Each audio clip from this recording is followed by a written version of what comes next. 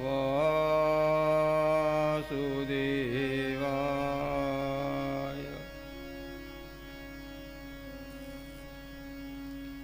स्वस्ति श्री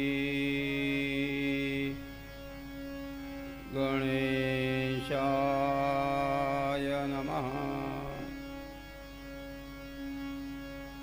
श्री सरस्वत्यै नमः।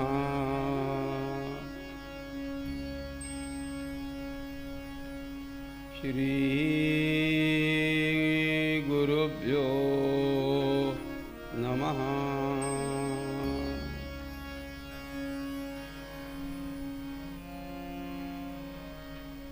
वंशी विभूषितकरान्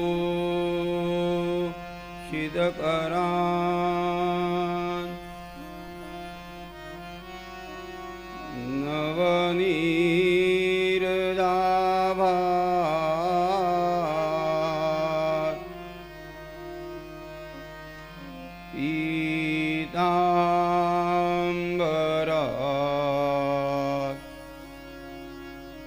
अरुणबिम्बफलादरोष्टात्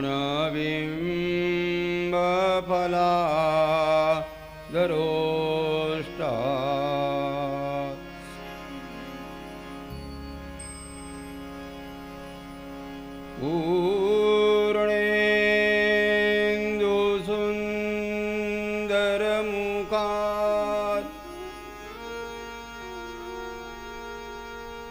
अरविन्दनेत्रात्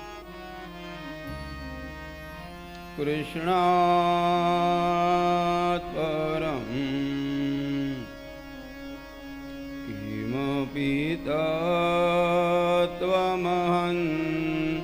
न जाने।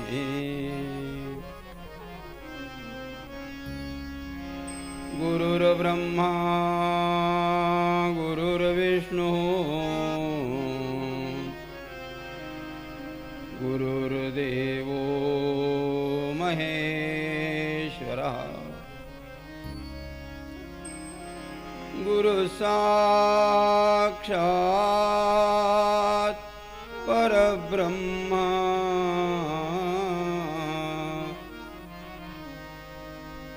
तस्मै श्री गुरवे नमः।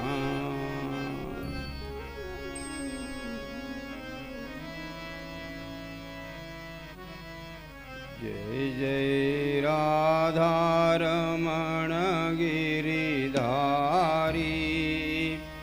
गिरिधारी श्याम बनवारी।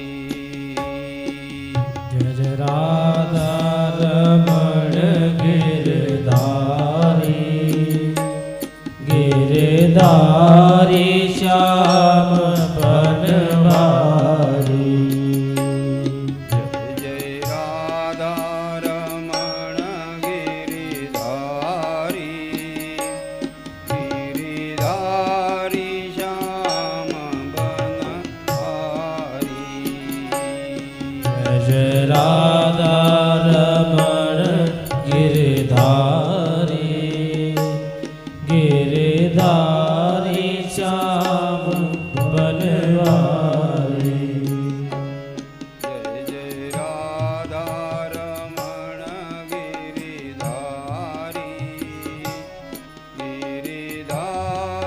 श्याम बनवारी। जय जय राधारमण गिरधारी गिरधारी श्याम बनवारी।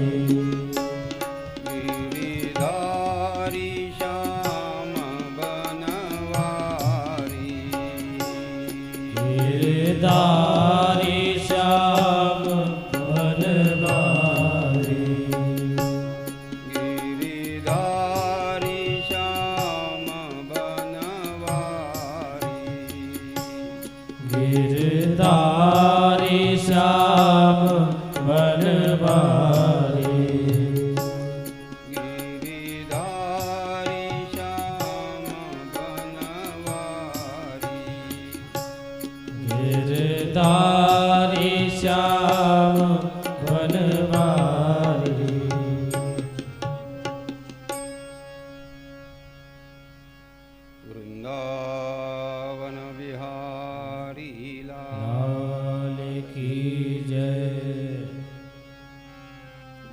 औंढेश्वर महाराज की जय। औंढेश्वर भगवान भगवान की जय। अवधूत चिंतन श्री गुरुदेव।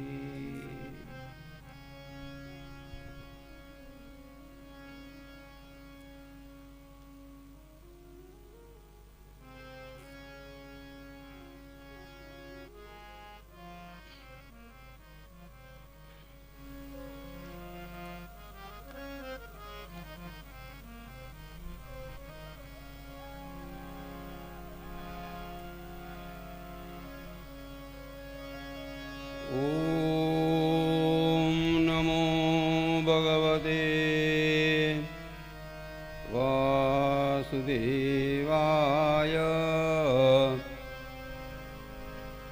श्रीशुक उवाच बहिरन्तः पुरद्वारः सर्वाः पूर्वपदावृताः।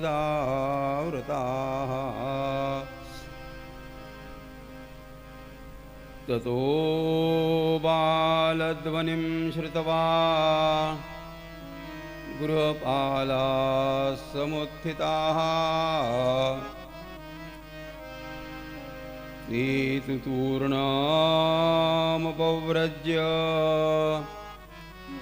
देवक्या गर्भजन्म ततः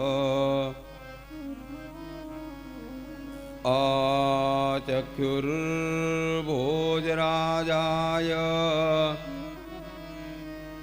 यदुद्विग्नः प्रतीक्षते। सदल्पात् तूर्णमुत्थाय कालोऽयमिति विह्वलः। सूतिगृहमगात् तूर्णं प्रस्खलन् मुक्तमूर्धजः।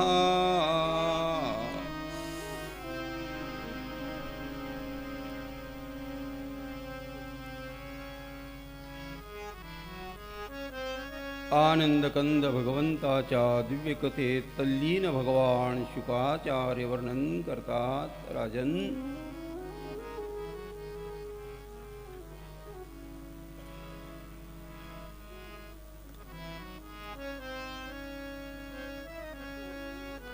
वसुदेवजी महाराज भगवंताला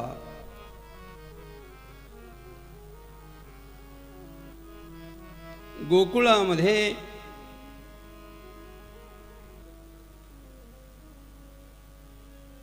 यशोदेजवळ ठेवून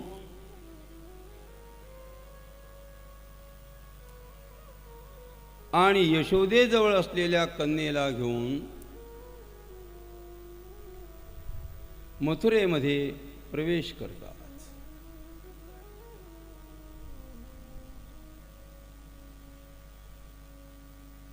जाताना भगवंताला सोबत घेऊन गेलेत. म्हणून राजा कारागृहाची सगळी दारं आपोआप उघडली गेली.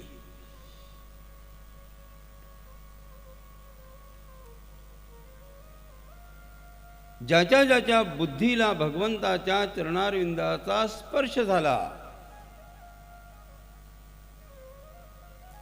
त्या त्या जीवात्म्याकरता जगातली सगळी दारं आपोआप ही उघडली जातात.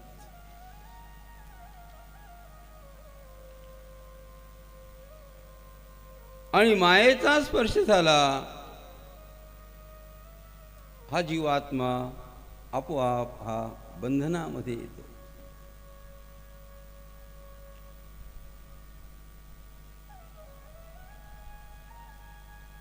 माया या शब्दाचा अर्थच अशा प्रकारचा आहे. या मा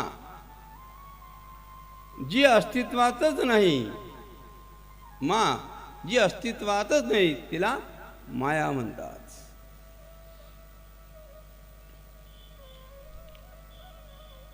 गोकुळामध्ये सर्वांना आनंद झाला. सकाळच्या वेळेस मथुरेमध्ये काय झालं आता जरा ते आपण पाहूया.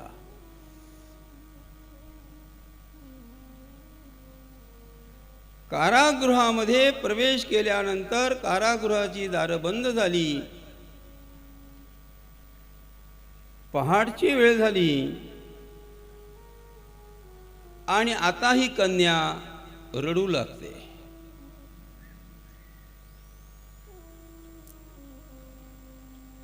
गोकुळामधनं निघून मध्यरात्रीच्या वेळेस मथुरेमध्ये प्रवेश करून त्यानंतर कारागृहामध्ये येऊन इतका प्रवास करताना ही कन्या ही मुलगी रडली नाही.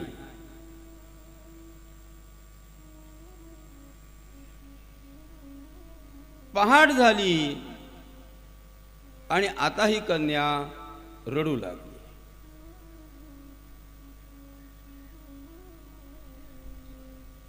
केव्हा रडावं, केव्हा रडू नये, केव्हा हळूहळू रडावं आणि केव्हा जोरजोरात रडावं, केव्हा स्फुंदून स्फुंदून रडावं, ही कला फक्त स्त्रियांकडे आहे.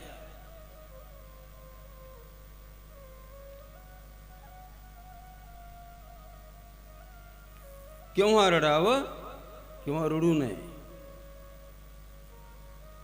केव्हा जास्त रडावं, केव्हा कमी रडावं.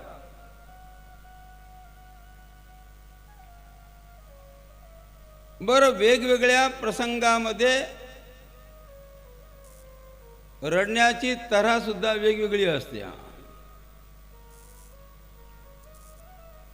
त्याचं एक टेक्निक आहे. प्रसंग बदलला, रडण्याचा सूर बदलला.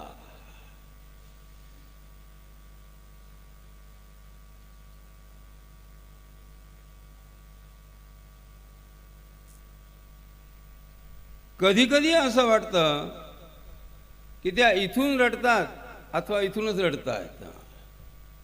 इथे काही नसतं, काही नसतं. आपण रडलो नाही तर भेटण्याकरता आलेली माणसं काय म्हणतील म्हणून रडतात. बरोबर ना?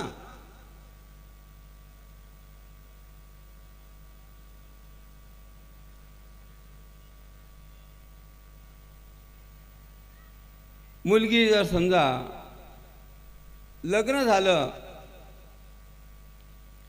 ती सासरी जाते, काही दिवसाकरता ती राहते, भाऊ घेण्याकरता जातो, ही मुलगी आपल्या माहेरी येते.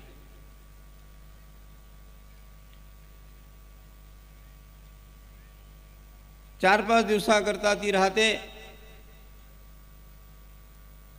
पती हा घेण्याकरता येतो,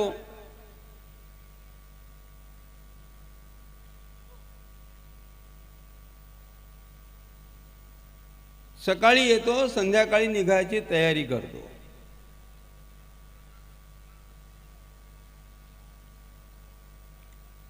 हा हुशार जावाई.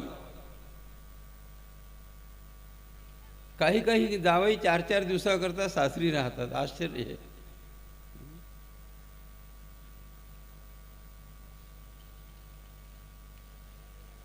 सकाळी पोहोचले, भोजनाची व्यवस्था फार चांगली होते.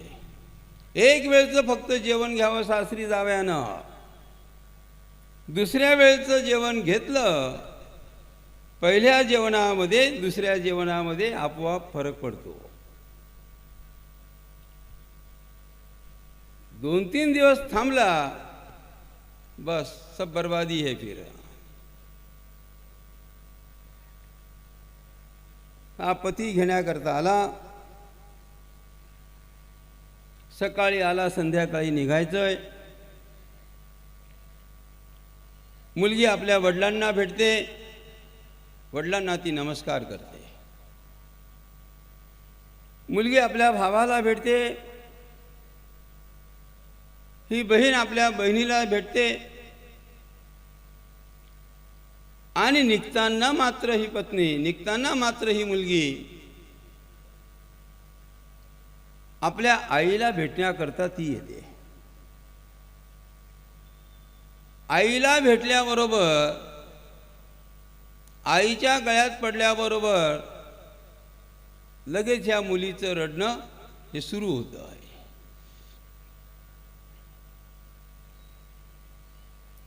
वडिलांना भेटताना ती रडत नाही, भावाला भेटताना ती रडत नाही, बहिणीला भेटताना ती रडत नाही. मग नेमकं आईला भेटताना ती का रडते? त्याच्या पाठीमागे एक कारण आहे. जेव्हा ही कन्या रडू लागते, लगेच आई आपल्या बेबीला सांगत असते, बेबी रडू नको, रडू नको, 2-4 साड्या आणखीन जास्त घेऊन जा, म्हणून ती रडते. ही कला आहे महिलांच्या डोक्यामध्ये. केव्हा रडावं, केव्हा रडू नये, केव्हा कमी रडावं, केव्हा जास्त रडावं, केव्हा स्फुंदून स्फुंदून रडावं. ही एक कला आहे. घरामध्ये जर समजा पतीकडनं एखादं काम करून घ्यायचं असेल आणि जर समजा ते काम झालं नाही,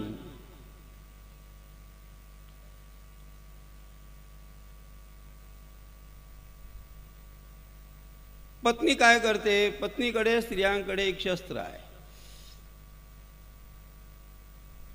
थोडं भांडण झालं, लगेच रडणं सुरू करावं. घरामध्ये जर समजा भांडण झालं आणि पत्नी जेव्हा रडू लागते,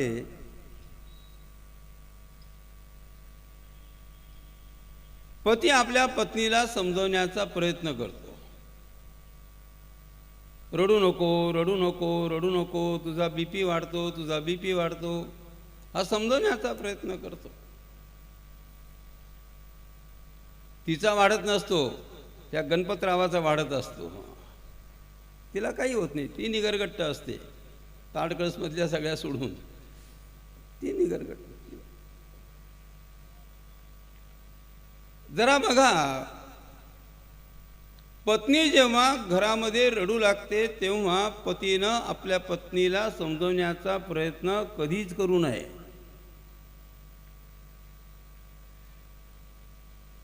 मग पतीनं काय करावं?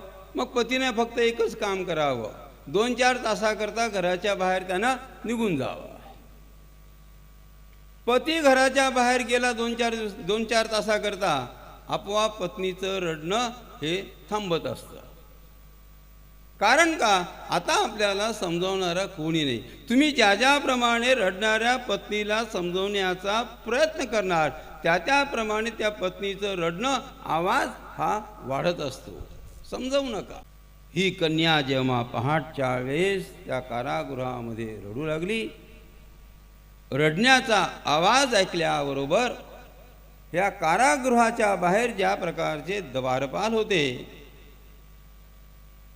हे द्वारपाल सावध होत आहेत, उठून उभे राहत आहेत.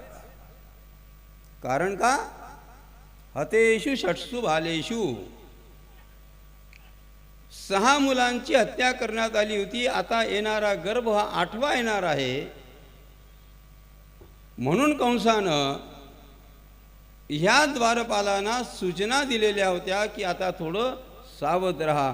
आता येणारा जो गर्भ आहे तो 8वा आहे. रडण्याचा आवाज आला, ट्याहा ट्याहा ट्याहा. हा आवाज आल्याबरोबर बाहेर बसलेले द्वारपाल उठून उभे राहतात. बहिरंतः पुरद्वारा सर्वा पूर्वदा वृता ततो बालध्वनिं श्रुत्वा गृहपाला समुत्थिता. बालध्वनिं श्रुत्वा गृहपाला समुत्थिता. द्वारपाल धावत धावत ह्या कंसाकडे जात आहेत. महाराज आठवा आला, महाराज आठवा आला. हे ऐकल्याबरोबर भगवान शुकाचार्य वर्णन करतात, राजन ज्या क्षणी या कंसानं हे ऐकलं, आठवा आला, हा कंस फार घाबरला. या कंसाच्या लक्षात आलं, आठवा नाही, हा साक्षात माझा काळ, हा जन्म घेऊन आलेला आहे. कालोयम इतिमे विवला अयम मे काला, हा माझा काळ आहे, माझा मृत्यू जन्म घेऊन आलेला आहे. अशा प्रकारच्या घाबरलेल्या अवस्थेमध्ये हा कंस जेव्हा त्या कारागृहाकडे हा धावत धावत गेला, इतका घाबरला होता, धावता धावता 2-4 स्थानी तो कोसळतोय. प्रस्खलन मुक्त मूर्धजा, प्रस्खलन या शब्दाचा अर्थच अशा प्रकारचा आहे. पडता पडता जाऊन तो त्या कारागृहामध्ये तो पोहोचला. कारागृहामध्ये गेल्यानंतर या देवकीच्या हातामध्ये ही कन्या होती. कंसानं देवकीला सांगितलं की निमूटपणे ही कन्या तू मला देऊन टाक. देवकीनं सांगितलं, अरे कंसा, हा मुलगा नाही, हा पुत्र नाही, ही कन्या आहे.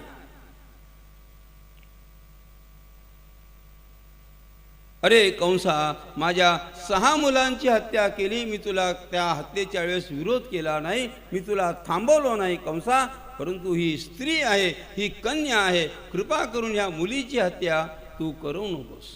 बहवो हिंसिता भ्राता.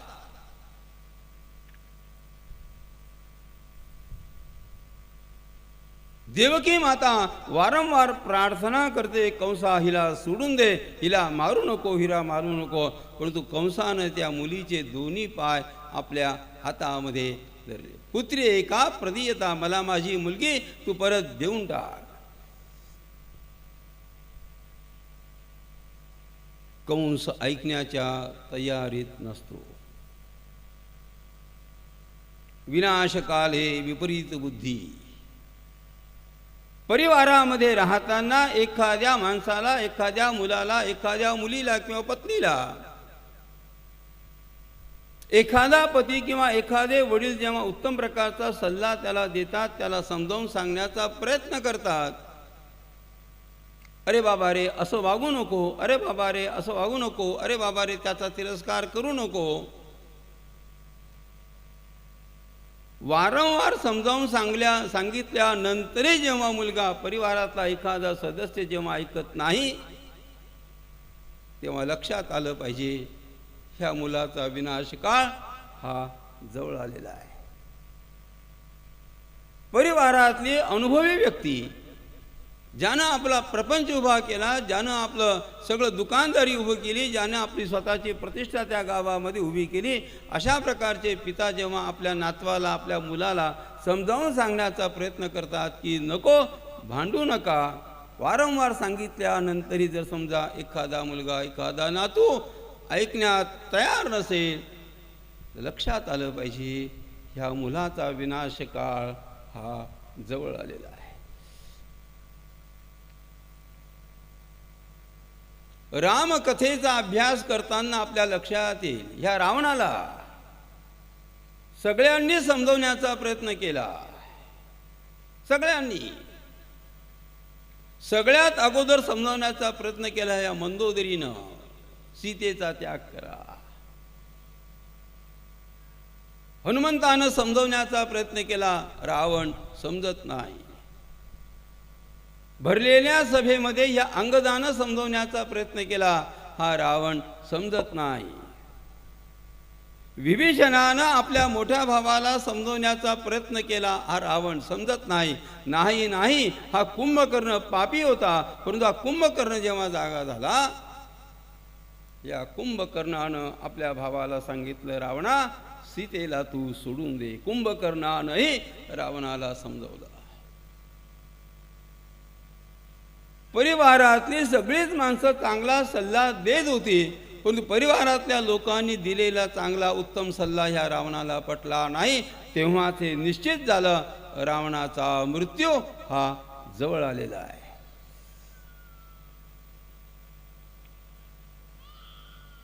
तुम्हा सर्वांना एक विनंती आहे, आपल्या गावातली काही सज्जन माणसं, अहो प्रत्येक परिवारामधला प्रत्येक सदस्य हा वाईट नसतो. आपल्या परिवारामध्ये एक दोन सदस्य जर समजा ते सज्जनतेचा व्यवहार करीत असतील, आपल्यावरती त्याचं जर समजा अत्युत्कट प्रेम असेल आणि आपल्याला समजवण्याचा प्रयत्न केला तर कृपा करून त्यांचं ऐका.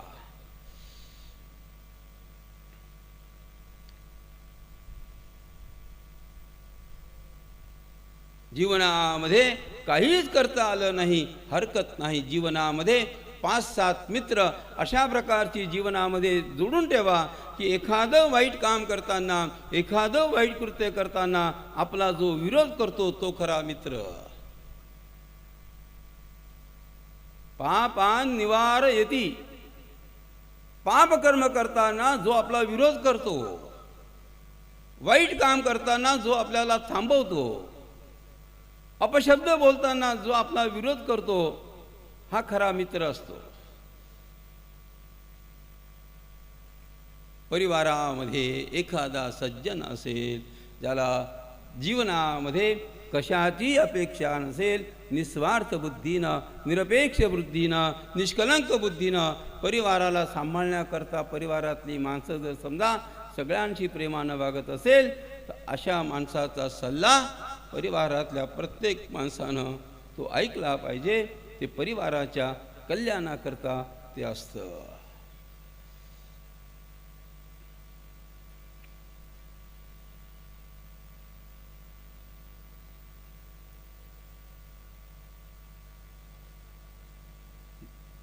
चांगला सल्ला ज्यानं आपल्याला दिला ते ऐकत राहा, नाहीतर आपला मृत्यू, आपली अधोगती, आपलं अधःपतन हे झाल्याशिवाय राहत नाही.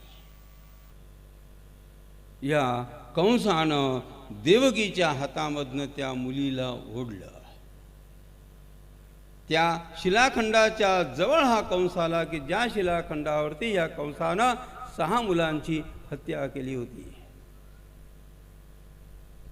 त्या कंसानं त्या मुलीला आकाश मंडलामध्ये गरागरा गरागरा गरागरा फिरवलं आणि फिरवल्यानंतर त्या शिलाखंडावरती जेव्हा तू आपटणार त्याच कालावधीमध्ये राजन हातामध्ये असलेली कन्या अंतर्धान झाली आणि साक्षात जगदंबा माता त्या ठिकाणी प्रगट झाली. आणि जगदंबा मातेनं सांगितलं की अरे कंसा, ज्याच्याकडनं तुला भीती आहे, ज्याच्याकडनं तुझा मृत्यू होणार आहे, त्याचा जन्म झालेला आहे. स्वतःच्या जीवनामध्ये परिवर्तन आणण्याचा तू प्रयत्न कर.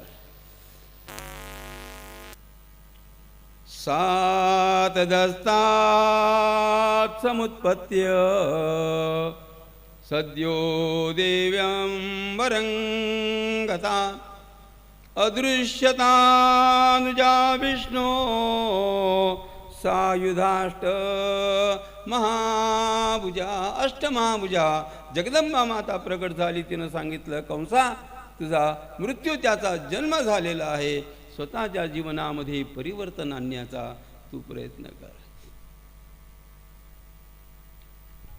हा चमत्कार बघितल्याबरोबर आज कंसही विचार करू लागला की नाही, मी वाममार्गावरती चालत होतो, त्याचा पश्चात्तापाचा भाव निर्माण झाला आणि त्याचा परिणाम अशा प्रकारचा झाला. राजन, या पापी कंसानं वसुदेवांना आणि देवकी मातेला बंधनातनं मुक्त केलं, बेड्यांपासनं मुक्त केला. देवकीं वसुदेवंच विमुच्य प्रसृतो ब्रवीत. केवळ मुक्त केलं नाही, या कंसानं वसुदेवांना, देवकी मातेला प्रणाम करून सांगितलं की मी फार अत्यंत मोठा पापी आहे. 6 मुलांची हत्या करणारा मी आहे. अहो भगिन्यहो भामा मया वाम बत पापमना. वसुदेवजी महाराज, कृपा करून तुम्ही मला क्षमा करा, कृपा करून तुम्ही मला माफ करा. वसुदेवाने काय सांगितलं असेल? आपल्या 6 मुलांची हत्या करणारा हत्यारा आपल्या समोर आहे आणि अशा प्रकारची तो माफी मागतो. त्याच वसुदेवजी महाराज म्हणतात, कंसा, जे काही झालं ते तू विसरून जा, आम्हीही विसरून गेलो. हे स्थितप्रज्ञ माणसाचं लक्षण असतं. स्थितप्रज्ञ माणसाच्या जीवनामध्ये ज्या ज्या प्रकारच्या घटना घडतात, वाईट गोष्टी घडतात, चांगल्या गोष्टी घडतात, स्थितप्रज्ञ जीवात्मा चांगल्या गोष्टी विसरून जातो, वाईट गोष्टींनाही तो विसरण्याचा प्रयत्न करतो.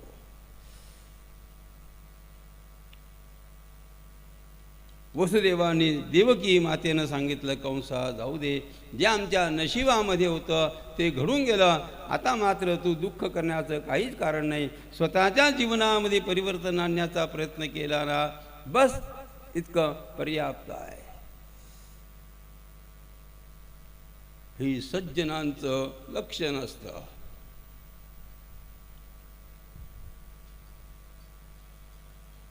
सहनम सर्व दुःखानाम अप्रतिकारपूर्वकम. सज्जन कुणाला म्हणतात? प्रतिकार करण्याची क्षमता असतानाही सगळ्या प्रकारच्या दुःखांना सहन करतात, त्याला सज्जन म्हणतात. ह्याचा अर्थ ते भेकड आहेत म्हणून ते सहन करीत नाही. क्षमता आहे, विरोध करण्याची क्षमता आहे, मारण्याची क्षमता आहे, परंतु सत्सद विवेक बुद्धी आपल्याकडे असल्यामुळे ते त्याचा प्रतिकार करीत नाही. सहनम सर्व दुःखानाम अप्रतिकारपूर्वकम. या संतांच्या जीवनामध्ये ज्या ज्या प्रकारचे दुःख येतात, या सगळ्या दुःखांचं प्रतिकार करण्याची क्षमता असते. अप्रतिकारपूर्वकम. ते प्रतिकार न करता परिवारामध्ये, संसारामध्ये आलेल्या दुःखांना ते हसता हसता ते सहन करतात. हे संतांचं लक्षण आहे, हे सज्जनाचं लक्षण आहे. त्यानं माझा विरोध केला, त्यानं मला शिव्या दिल्या, मी सुद्धा शिवी दिली पाहिजे नाही, असं त्यांच्या वाणीमधनं कधी ते निघत नाही.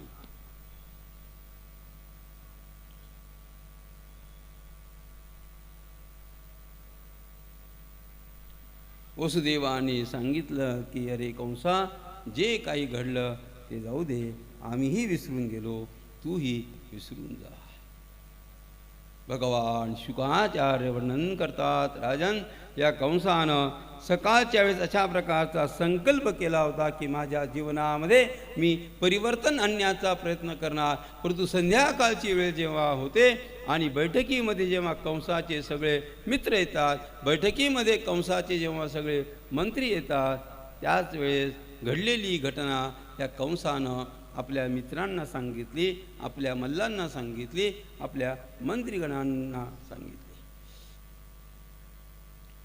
श्रीमद भागवतामध्ये अशा प्रकारचं वर्णन आहे. ह्या सगळ्या मित्रांना कंसानं सांगितलं, मी माझं जीवन बदलण्याचा संकल्प करणार आहे, तुम्ही सुद्धा स्वतःचं जीवन बदला, उद्यापासनं कोणी कोणत्याही प्रकारचं पापकर्म करणार नाही. तस्यां रात्र्यां व्यतीतायां